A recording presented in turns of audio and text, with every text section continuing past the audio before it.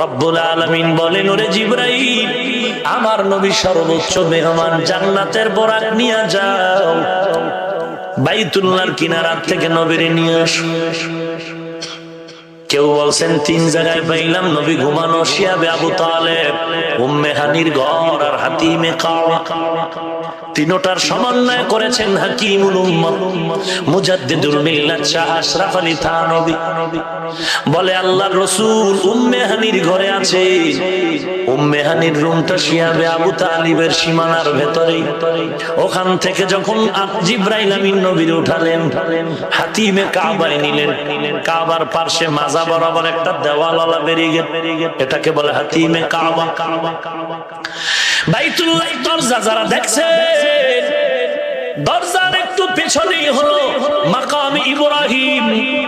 মাকাম ইব্রাহিম আর বাইতুল্লাহর দরজার মাঝখানে জমজম কূপ। নবী ওখানে গেলেন, ঘুম তন্দ্রাচ্ছন্ন, গভীর না, সজাগ না।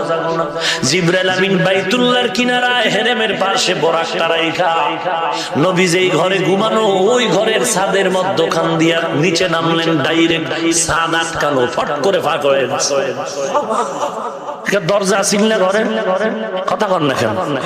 এরকম ফট করে নামার দরকার কি? দরজা দিয়ে ঢুকবে। মুফাসসিরিনে কেরাম লিখেছেন, ছাদ থেকে নেমে জিবরাইল আমিন বুঝাইলেন, সবই তো আল্লাহর ওয়াদা। এরে নবীর মুহাব্বতের উম্মতেরা বুঝো। জিবরাইল আমিনের মাঝখান দিয়ে ঢুকাইয়া নবীরে বুঝাইলেন, নবী আজকের পালা সব উল্টা। নামাটাও যেমন উল্টা, চলাফেরাও কি হবে উল্টা, অলৌকিক, যেগুলো আপনার বিবেক ধরবে। জিবরাইল আমিন নেমে রাসূলের পা মোবারকে স্পর্শ করলেন। মৃদু স্পর্শ, রাসূল সজাগ হয়ে গেলেন। ঘুমের কিছু লাই এখন আছে, হাতিমে কাবায় গিয়া হয়তো শুয়ে পড়লেন। এরপরে জমজম কূপের পানি দিয়া রাসূল ওযু বানালেন, নবীকে শোয়ায় দিলেন। রাসূলের বুক মোবারকের মধ্যখানে চিরে কলবটারে বের করলেন। স্বর্ণের পেয়ালার মধ্যে কলবটারে রেখে জমজমের পানি দিয়া ধৌত করলেন। প্রশ্ন হয়, স্বর্ণ তো পুরুষের জন্য হারাম। জবাব হলো, ওই সময় স্বর্ণ হারামের আয়াত আসেনি। 2 নাম্বার জবাব, স্বর্ণ তোটা মেরাজের ঘটনা, এটা রুহানি জগতের ঘটনা, এটা বাহ্যিক জাহিরি ঘটনা না, এটা পরকালীন ঘটনার সাথে সম্পৃক্ত। অতএব ওই জগতে স্বর্ণ মুমিনের জন্য হালাল। রাহমাতুল লিল আলামিনকে আল্লাহ এত সম্মান দান করেছেন।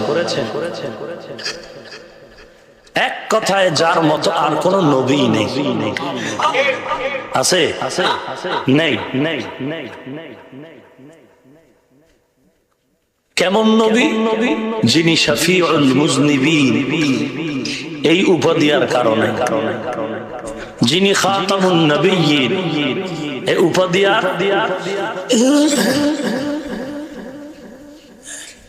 ওয়ামা আরসালনাকা ইল্লা রাহমাতাল লিল। রাসূলের শানের আয়াত, ইন্নাল্লাহা ওয়া মালাইকাতাহু ইউসাল্লুনা আলান নবী ইয়া আইয়ুহাল্লাযীনা আমানু সাল্লু আলাইহি ওয়া সাল্লিমু তাসলিমা। নবীজির শানের আয়াত, ইন্না আরসালনাকা শাহিদান ওয়া মুবাশশিরান ওয়া নাযীরা ওয়া দাঈয়ান ইলাল্লাহি বিইذনিহি ওয়া সিরাজাম মুনীরা। রাসূলের শানের আয়াত, মা আতাকুমুর রাসূলু ফাখুযুহু ওয়া মা নাহাকুম আনহু ফান্তাহু।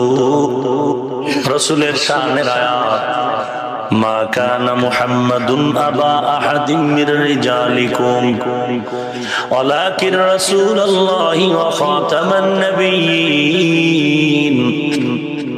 রাসূলের শানের আয়াত, লাকাদ কানা লাকুম ফি রাসূলিল্লাহি উসওয়াতুন হাসানাহ।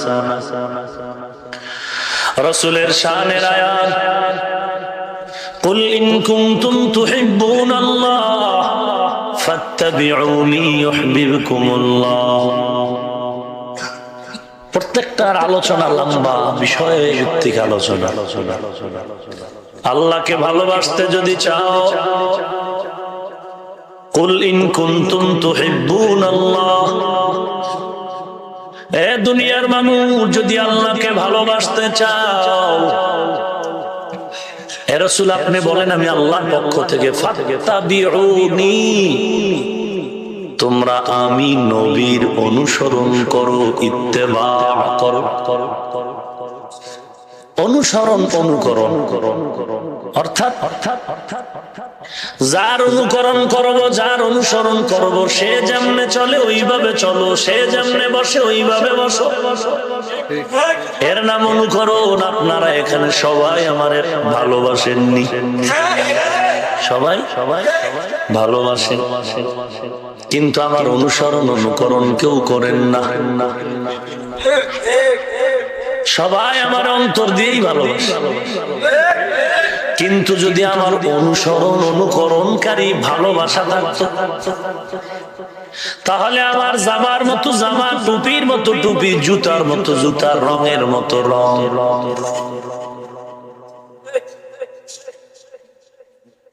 রসুলকে ভালোবাসতে বলেন নাই আল্লাহ, আল্লাহ বলছেন আমাকে যদি ভালোবাসতে চাও তো রসুলকে ভালোবাসো না, রসুলের অনুসরণ করো, অনুকরণ করো। রসুলকে ভালোবাসতে বলা হয়নি, অনুকরণ করো। অনুকরণ কেমনে? নবী বেপরদায় চলতে নিষেধ করেছেন, তুমি চলবা। নবী গালি দিতে নিষেধ করেছেন, তুমি পাগড়ি মাথায় দিয়াও গালি দিবা। নবীজি গান শুনতে নিষেধ করেছেন, তুমি ইয়ারফোন লাগায় গান শুনবা। না রে বান্দা, নবীকে ভালোবাসি সবাই তো বলে, কিন্তু নবীকে ভালোবাসার দ্বারা জান্নাত হবে না। আল্লাহর ভালোবাসা যদি পেতে চাও, নবীর অনুকরণ লাগবে। নবীর আদর্শ নিজে বাস্তবায়ন করাই হলো ইত্তেবা। রসুলের অনুসরণ ছাড়া শুধু অন্তরে ভালোবাসা দিয়া জান্নাত পাওয়া যাবে না। নামাজ নাই, রোজা নাই, রসুলের আদর্শের টুপি নাই, দাড়ি নাই। তুমি যদি বলো আমি নবীর জন্য ভালো মহব্বতের মানুষ, যতই ভালোবাসো, এই ভালোবাসা আদর্শ বাদ দিয়া জান্নাত পাবা না। কারণ তোমার নামাজ, রোজা, দাড়ি, টুপি ছাড়া এই রকম ভালোবাসাটা তোমার থেকে 1000 গুণ বেশি ভালোবেসেছে আবু লাহাব। জান্নাতি জান্নাতি কারণটা কি? অন্তরের ভালোবাসা দিলে হবে না, নবীর ভালোবাসাটাই হবে রসুলের আদর্শ মানার দ্বারা। हम सूरत हम सीराते मुस्तफा दर तमामी हाले उकुन इत्तेबा इत्तेबाए सुन्नते खैरुल बशर गिरे लाज़िम ताबोया बी ऐ पेसर मन अहब्बा सुन्नती कौले रसूल मजदाए का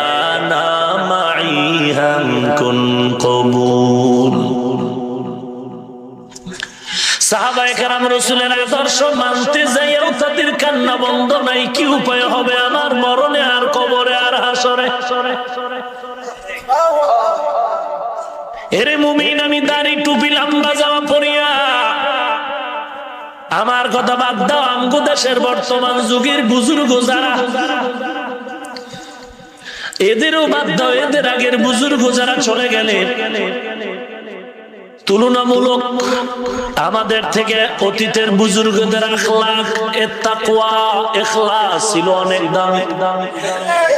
আবার তাদের থেকে তাদের আগে যারা ছিল তাদের ইখলাস আরো দামি। ঠিক না? অথচ দেখেন কি আজীব কথা, যাদের একটু দুর্বলতা সে একটু বিনয়ী হবে, একটু নত হবে, সে একটু বেশি কাঁদবে। অথচ যাদের আমল ভালো তারা বেশি কাঁদছে, যাদের আমল নাই তারা কাঁদে না। যাদের আমল ভালো বুজুর্গরা টুপি দাড়ি ঠিক রেখেও কান্না বন্ধ নাই। টুপি আছে, দাঁড়িয়ে আছে, লম্বা জামা আছে, আর বড় অন্তরে ভয়, কান্না বন্ধ নাই। আর যাদের আমল টুপি নাই, দাড়ি নাই, নামাজ নাই, পর্দা নাই, এদের কত কান্না দরকার, এদের কত আফসোস করা দরকার, এদের জাহান্নামের ভয় অন্তরে নেওয়া দরকার। বরং নিজে তো কাঁদে ওই না, আফসোসও করে না, বরং যারা একটু নবীর সুন্নতের আমল করে এদেরকে আবার ওই বেয়াদবেরা গালি দেয়।